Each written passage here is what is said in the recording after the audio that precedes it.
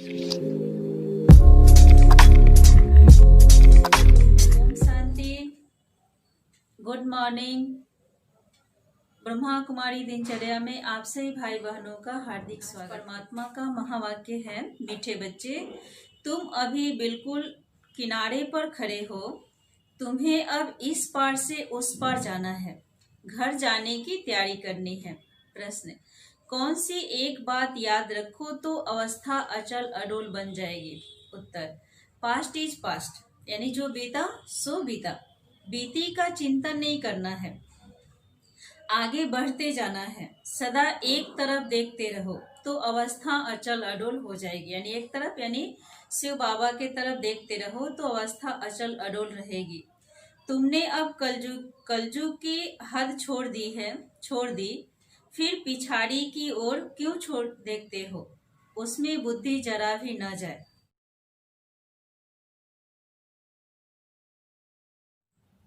मुख्य सार है, पीछे मुड़कर नहीं देखना है, किसी भी बात में ठहर नहीं जाना है। वरदान, विहंग मार्ग की सेवा द्वारा विश्व परिवर्तन के कार्य को संपन्न करने वाले सच्चे सेवाधारी भव। स्लोगन है, बालक और मालिकपन के बैलेंस से प्लान को प्रैक्टिकल में लाओ। आज का स्वभाव को सरल बनाओ तो समय व्यर्थ नहीं जाएगा। स्वभाव को सरल बनाओ तो समय व्यर्थ। पूजा है, छठ का भी सभी को बधाई हो, छठ पूजा की बधाई हो। आज छठ जो पूजा करते हैं, कितने नियम पूर्वक विधि पूर्वक पूजा करते हैं। छठ का ये भारत देश त्योहारों का देश है, तो इस भारत देश में रोज दिन कुछ न कुछ पूजा पाठ होते ही रहता है।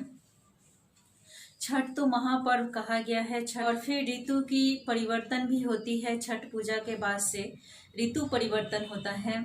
तो जैसे हम ऋतु परिवर्तन से पहले हम अपना साधन तैयार करते हैं, गर्म कपड़े को यूज करते हैं, परिवर्तन होता है। अभी जो समय चल रहा है, संगम का समय चल रहा है, ऋतु परिवर्तन होने वाला है, यानी कि इसके बाद नई दुनिया आने वाली है, जहाँ की श्री लक्ष्मी और श्री नारायण का राज्य होता है। उस दुनिया में चलने के लिए परमात्मा हम बच्चों को तैयारी करते हैं, तो उसके लिए पवित्रता का पालन करते हैं, हम परमात्मा को याद करते हैं, पर ज्ञान सूर्य परमात्मा की शक्ति अपने जीवन में धारण करते हैं, उनकी सारे गुण हम अपने अंदर लेते हैं, तब जाकर हम नर से नारायण और नारी से लक्ष्मी बन करके सतयुग में जाकर राज्य करेंगे। 36 घंटे उपवास के बाद हम शाम को ढलते हुए सूरज को जल देते हैं। उसके बाद 36 घंटे का उपवास करते हैं, यानी परमात्मा से निरंतर हमारा कनेक्शन जुटा रहे, उसके लिए परमात्मा को याद का उपवास रखते हैं। तो ये जो उपवास के बाद हम सूर्य को जो जल देते हैं, ये इसका भावार्थ है कि पानी में खड़े होकर के हम जल देते हैं, कि पानी में आधा शरीर थोड़ा सा भींगा हुआ हो। जब हम सूर्य को जल देंगे तो सूर्य के लेयर से, मतलब जल का लेयर से हो करके जो जल में नीचे जल में जाता है, वो लेयर बना रहता है, और उस लेयर के छिद्र से पार करते हुए सूर्य की किरण जब हमारे शरीर पर पड़ता है तो हमारे शरीर स्वस्थ होता है, शरीर की व्याधि नहीं होती है, शरीर में किसी तरह की कोई बीमारियां नहीं होती हैं। उसी का प्रतीक ये जल देते हैं। यहाँ ये देखिए ठेकुआ बन रहा है। हम लोग हमारी मकान मालकिन की जेठानी हम लोग को बुलाई थी कि आप आइए, आज छठ है तो थोड़ा सा मदद कर दीजिए, कोई नहीं है। तो हम लोग गए, तो ये यहाँ पर ठेकुआ बना रहे हैं, और ये देखिए आटा में मैं चीनी मिला रही हूँ, और वो जो बना रही हैं बहन जी, वो अर्घ पर देने के लिए, यानी पूजा के लिए बना रही हैं। और यहाँ पर भी बन रहा है। यहाँ देखिए सब फल वगैरह की भी तैयारी हो चुकी है, और यहाँ ठेकुआ बन रहा है।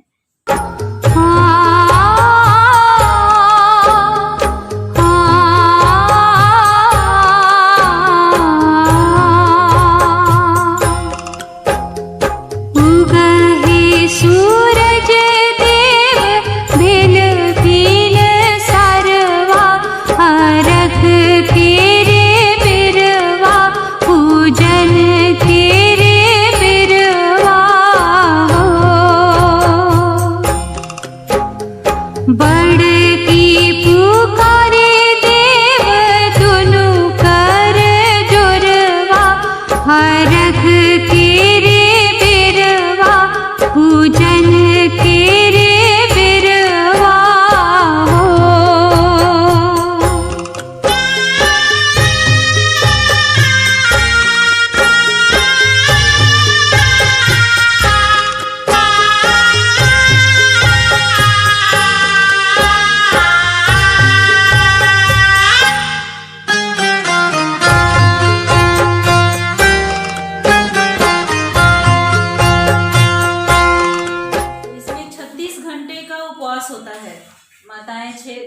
घंटा उपवास करती हैं।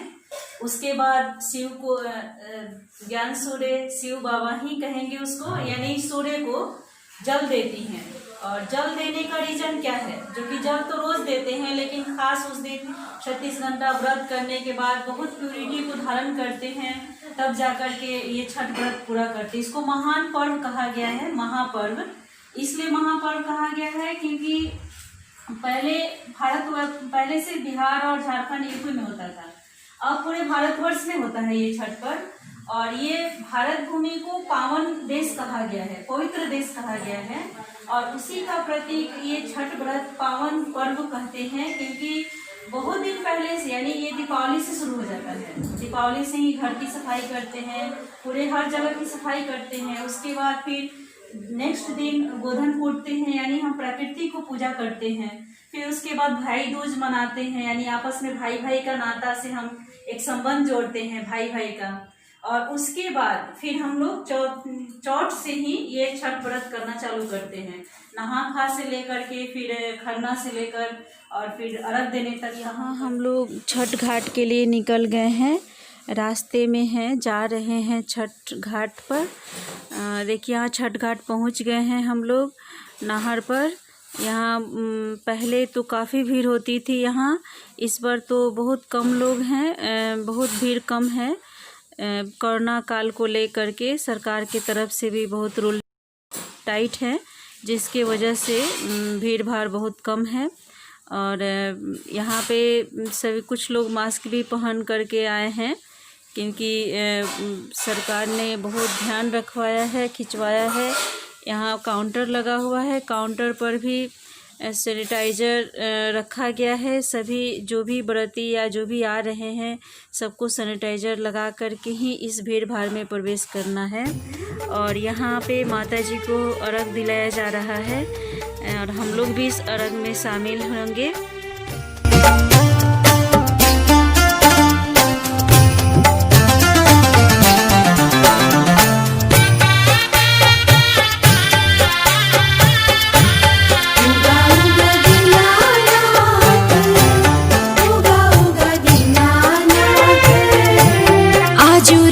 रहिया में देर ना लगाई, सूरज देव जल्दी आए।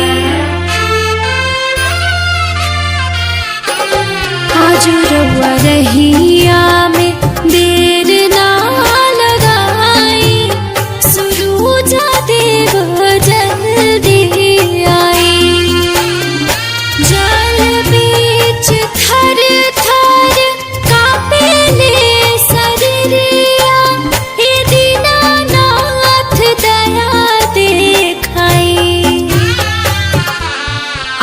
रउआ रहिया में देर ना लगाई, सूरज देव जल्दी आए।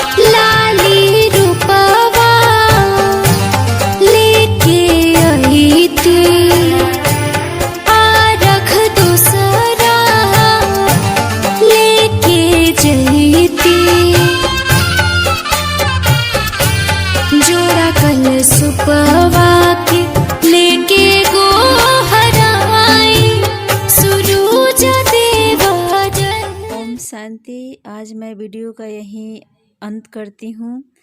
कल फिर नए वीडियो के साथ आप सबसे मिलूँगी। Good night. ओम शांति ओम